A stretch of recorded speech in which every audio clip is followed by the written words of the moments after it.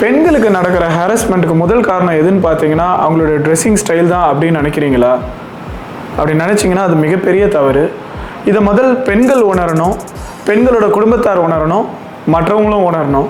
இந்த கருத்தை இந்த படத்தில் ரொம்ப அழகாக பதிவு பண்ணியிருக்காங்க. இந்த படத்தோட திரை விமர்சனம் தான் பார்க்க போகிறோம். பிடி சார்.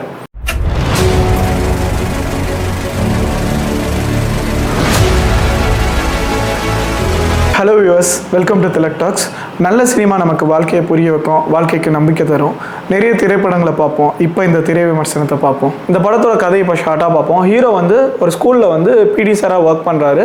இவரோட கேரக்டர் எப்படி காமிக்கிறாங்கன்னு பார்த்தீங்கன்னா, ரொம்ப ஜோவியலான பிடி சாராக இருக்காரு. பட் ரொம்ப பயந்த சுபாவமாக இருக்காரு. ஹீரோ அதே ஸ்கூலில் இங்கிலீஷ் டீச்சரை லவ் பண்ணி அவங்கள மேரேஜ் பண்ணுறதுக்காக போகிறாரு. ஃபர்ஸ்ட் ஹாஃப் எல்லாமே ரொம்ப ஜாலியாக தான் போகுது. அண்ட் செகண்ட் ஹாஃபில் என்ன ஆகுதுன்னு பார்த்தீங்கன்னா, ஹீரோட எதிர்த்த வீட்டில் அனிகா இருக்காங்க. அவங்க பார்த்தீங்கன்னா ஹீரோ ஒர்க் பண்ணுற ஸ்கூல் அஃபிலியேட்டட் காலேஜில் தான் படிக்கிறாங்க.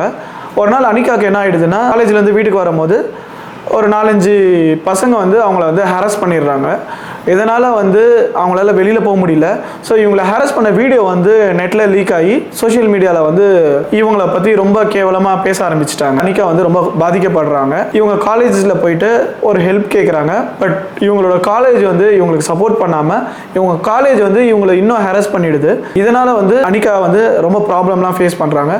அனிகாவை இந்த ப்ராப்ளத்துலேருந்து ஹீரோ எப்படி வெளியில் எடுத்துகிட்டு வந்தார், அந்த இன்ஸ்டிடியூஷனுக்கே அகைன்ஸ்டாக ஹீரோ எப்படி மாறினார், அண்ட் அனிகாவுக்கு நீதி வாங்கி கொடுத்தாரா இல்லையான்ற இந்த படத்தோட மொத்த கதை. இந்த படத்துல ஸ்டாண்ட் அவுட் சீன்ல ஸ்பெஷலா ஒரு புது விஷயம் பண்ணிருக்காங்க. அது என்னன்னு பாத்தீங்கன்னா, யூசுவலா நம்ம ஸ்கூல் காலேஜஸ்லாம் நமக்கு பிடிக்காத விஷயத்த பாத்ரூம்ல போய் எழுதுவோம். பிடிக்காத ஃப்ரெண்ட்ஸை பத்தி இல்ல பிடிக்காத டீச்சர்ஸை பத்தி கெட்டதா தான் எழுதுவோம்.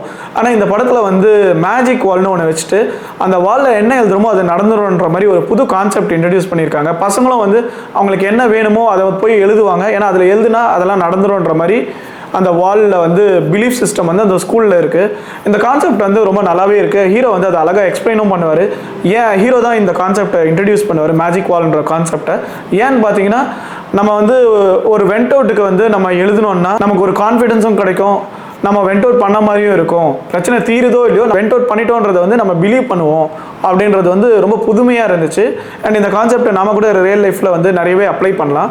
இது இந்த படத்தை பார்த்தீங்கன்னா உங்களுக்கு ரொம்ப பிடிச்சிருக்கும். இந்த படத்தில் செகண்ட் ஸ்டாண்ட் அவுட் சீன் எதுன்னு பார்த்தீங்கன்னா, அனிகாவுக்கு ஒரு பெரிய ஹாரஸ்மெண்ட் நடந்துடும். அந்த ஹாரஸ்மெண்ட் சோஷியல் மீடியா வரைக்கும் போயிட்டு வீட்டை விட்டு வெளியில் போக முடியாத அளவுக்கு ஒரு சூழ்நிலை வந்துடும். ஹீரோவே அவங்க வீட்டை விட்டு வெளில வர மாட்டாங்கன்னு நினைப்பாரு. ஆனால் அனிகா அந்த வீட்டை விட்டு வெளில வருவாங்க, தைரியமாக ஃபேஸ் பண்ணி போவாங்க. அந்த சீன் ஒரு பொண்ணா பார்த்தீங்கன்னா நம்ம எல்லாருக்குமே அது பெரிய இம்பாக்டா தெரியும். அண்ட் பெண்கள் எல்லாமே இந்த சீனை பயங்கரமா அப்ரிஷியேட் பண்ணுவாங்க. ஏன்னா இந்த மாதிரி ஒரு பிரச்சனை நடந்தா எல்லாரும் ஓடி போய் ஒளிஞ்சுப்பாங்க, வெளியே வரமாட்டாங்க, ஈவன் சூசைட் பண்ணிக்க கூட அட்டம் பண்ணுவாங்க. ஆனா அவங்க அது தைரியமா ஃபேஸ் பண்றதை இந்த படத்துல ரொம்ப அழகா காமிச்சிருந்தாங்க. Really thumbs up for that scene. மூணாவது ஸ்டாண்டர்ட் சீன் பாத்தீங்கன்னா, ஒரு பிரச்சனை நடக்கும் போது சின்ன பொண்ணுல இருந்து அவங்க அம்மா வரைக்கும் பெண்கள் எல்லாருக்குமே ஹாரஸ்மெண்ட்ஸ் டே டு டே லைஃப்ல இருக்குதுன்றத எல்லாருமே சொல்லியிருப்பாங்க. அந்த சீன்ல ஹீரோட அம்மா இதெல்லாம் டே டு டே லைஃப்ல நடக்கிறது தான், பெண்களுக்கு நடக்கிற ஹாரஸ்மெண்ட் ரொம்ப பெருசு கிடையாது, அதுக்காகலாம் நீ போய் எதிர்த்து சண்டைலாம் போடாத அப்படின்வாங்க. குழந்தை அதுக்கு நடக்கிற ஹாரஸ்மெண்ட்டை ஹீரோ கிட்ட சொல்லும். அதை கேட்டதுக்கு அப்புறம் ஹீரோ அவங்க அம்மாவே எதிர்த்து கேட்பாரு, இப்ப சொல்லுமா இந்த குழந்தைக்கு நடந்த ஹாரஸ்மெண்ட்டுக்கு அப்புறமும் நான் கம்முன்னு தான் இருக்கணுமான்ற மாதிரி ஒரு டயலாக் வரும். அது நிஜமாவே நம்ம தாட் ப்ராசஸை ப்ரொவோக் பண்ற மாதிரி இருக்கு. நமக்கு நடக்கிற ஹாரஸ்மெண்ட்டை பெண்கள் அமைதியா எடுத்துட்டு போயிடணும், ஆண்கள் கூட அதை தட்டி கேட்க கூடாதுன்ற மாதிரி வீட்லயே சொல்லி கொடுத்து தான் வளர்க்குறாங்க. அது ரொம்ப பெரிய தப்பு அப்படின்றத அந்த சின்ன குழந்தைய வச்சு ஒரு ஸ்கிரீன் பிளே பண்ணியிருந்தாங்க. அது ரியலாவே கூஸ் பம்ப்ஸ் வர மாதிரி இருக்கு. அண்ட் சொசைட்டிக்கு ஒரு பெரிய மெசேஜ். ஆக்டிங் அண்ட் பெர்ஃபார்மன்ஸ் பார்த்தீங்கன்னா, ஹீரோ ரொம்ப நல்லாவே பண்ணியிருக்காரு. கொஞ்சம் எமோஷனல் சீன்ஸ் மட்டும் தான் கொஞ்சம் வீக்கா பண்ணியிருக்காரு. மற்றபடி ஓவராலா ஹீரோ ரொம்ப நல்லாவே பெர்ஃபார்ம் பண்ணியிருக்காரு. இன்னசென்ட் கேரக்டர் நல்லா பண்ணியிருக்காரு. ஹீரோயின் பாத்தீங்கன்னா அவங்களும் நல்லாவே பண்ணியிருக்காங்க. அவங்களோட ஸ்கிரீன் பிரசன்ஸ் நல்லாவே இருக்கு. அனிகா அவங்களோட பெர்ஃபார்மன்ஸ் ரொம்ப சூப்பராகவே இருக்கு. இந்த படத்துல அவங்களுக்கு நெக்ஸ்ட் ரோல் எலிவேட் ஆகிறதுக்கு பெரிய வாய்ப்பு இருக்கு இந்த படத்து மூலமா.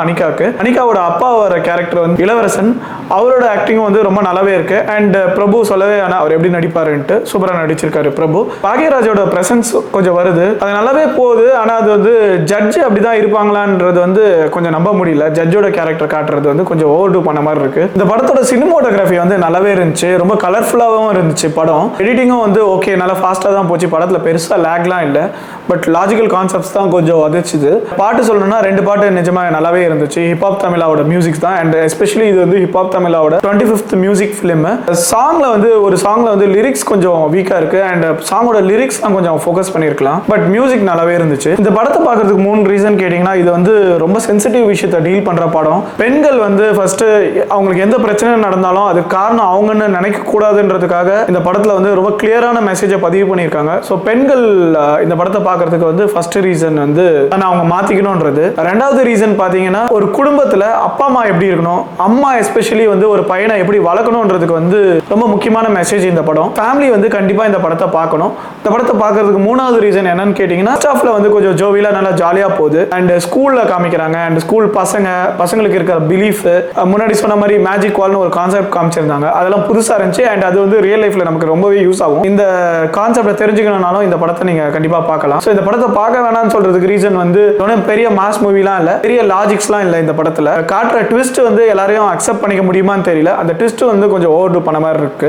இந்த படத்தோட மெயின் டிராபேக் பார்த்தீங்கன்னா, ஹீரோட கேரக்டர் டெவலப்மெண்ட் தான். ஹீரோ வந்து ரொம்ப ஒரு காமான பர்சனாக காமிக்கிறாங்க, அண்ட் ரொம்ப பயந்த சுபாவமாக காமிக்கிறாங்க, அண்ட் திடீர்னு வந்து அவர் மூளையை யூஸ் பண்ணி பெரிய பெரிய விஷயம் பண்றாரு கிளைமேக்ஸ்ல. அதுக்கப்புறம் திடீர்னு வந்து பயங்கர ஃபைட் பண்றாரு. படத்துல பாட்டு, ஃபைட்டு, இந்த மாதிரி டிஃபால்ட் கான்செப்ட்ஸை இன்சர்ட் பண்றாங்க. அது இந்த படத்துல வந்து ஒரு டிராபேக் தான். இந்த படத்துல வந்து ஒரு கோட் டிராமா பண்றாங்க. அது ரொம்ப கோட் டிராமாலாம் பண்ணணும்னா அதுல நிறைய பிரில்லியன்சி வேணும். ட்விஸ்ட் அண்ட் டர்ன் வந்து ரொம்ப அழகா பண்ணிருக்கணும். 12 ஆங்கிரி மேன் ஒரு படம் இருக்கு இங்கிலீஷ்ல. அது பாத்தீங்கன்னா வந்து ஃபுல்லா வந்து ஒரு கோர்ட் ரூம்ல நடக்கிற ஒரு விஷயம் தான். அதெல்லாம் பாத்தீங்கன்னா வேற லெவல்ல இருக்கும் ஹாலிவுட்ல. பட் இந்த படம் வந்து கோர்ட் ரூம்ல வச்சு ரொம்ப பயங்கரமா நடக்கும்ன்ற மாதிரி பார்த்தோம், பட் அந்த அளவுக்கு வந்து கன்வின்சிங்கா இல்ல. அது ஒரு பெரிய டிராபேக் இந்த படத்துக்கு. மொத்தத்துல இந்த படம் வந்து ஒரு ஆவரேஜ் வாட்ச் தான். சொசைட்டிக்கு ஒரு முக்கியமான மெசேஜ் சொல்லியிருக்க படம், அதனால இந்த படத்தை வந்து நம்ம பார்க்கலாம். இந்த படம் கண்டென்ட்டோட கான்டெக்ஸ்டாக தான் நம்ம பார்க்கணும். ஏன்னா இந்த படத்தில் இருக்கிற சொசைட்டிக்கான ஒரு கிளியர் மெசேஜ் அதை ஒரு 3 சீன்ல ரொம்ப அழுத்தம் திருத்தமாக சொல்லியிருக்காங்க. அந்த 3 சீனை நம்ம தவற விடாம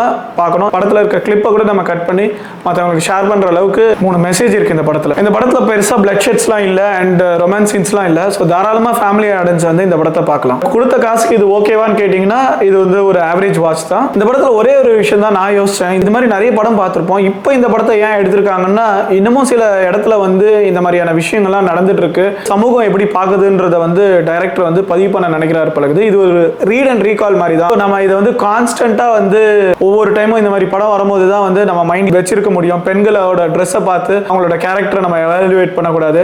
ஒரு பெண்களுக்கு ஹாரஸ்மெண்ட் நடந்துச்சுன்னா அவங்களுக்கு நம்ம சப்போர்ட் பண்ணணும்ன்றது வந்து ரிமைண்ட் பண்ற மாதிரி இந்த படம் இருக்கு. And thanks guys, thanks for வாட்சிங். இந்த வீடியோ நல்லா இருந்துச்சுன்னா லைக் பண்ணுங்க, ஷேர் பண்ணுங்க, மறக்காம சப்ஸ்கிரைப் பண்ணுங்க. நெக்ஸ்ட் வீடியோஸ் போடுறதுக்கு எனக்கு மோட்டிவேஷனா இருக்கும். அண்ட் உங்களோட கருத்துக்கள் ஏதாவது இருந்துச்சுன்னா கமெண்ட் செக்ஷன்ல பதிவு பண்ணுங்க. And stay tune for more videos.